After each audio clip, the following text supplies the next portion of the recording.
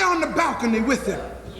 And right after King got shot, what did they do? They made Andrew Young a United Nations ambassador. That's how they buy our leaders, people.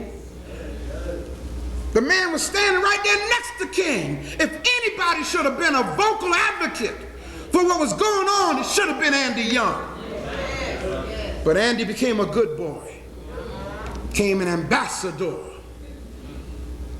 Look at the person next to you and say, it's bad when people are for sale. Let's make it even better. Let's say it's bad when our leaders are for sale. You see, brothers and sisters, the promise of these positions have also materially contributed to a temporary slowdown of minority activities. And it goes on to say, however, we do not expect these slowdowns to be of long duration. Why not? Because there are always new and dissonant elements joining these organizations. In other words, what they're saying is young folk are coming along.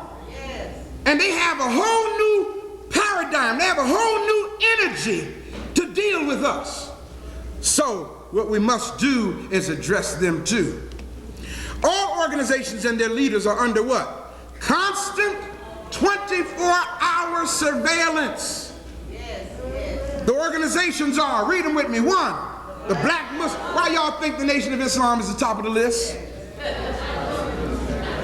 Think about it. What organization out here has addressed and fought racism as strong as the Nation of Islam? What organization in this country has done more for the resurrection of the black man than the Nation of Islam? Not one. The black church, sure enough, hasn't done it. In fact, the black church is the reason why the black man is in the condition he's in.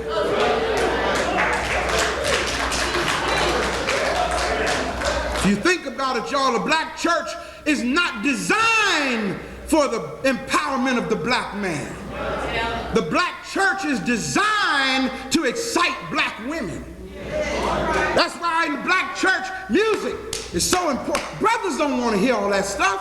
Don't get me wrong, we ain't that we don't like music, but brothers just ain't into all that emotion. And if you notice, most of the time when people are getting involved, it's sisters standing up and clapping. Brothers are sitting there saying, "Oh, I'm waiting for you to feed this." Brothers are not into feeling good. Not that we don't want to feel good, but that's not our agenda. And the black church is about emotionalism.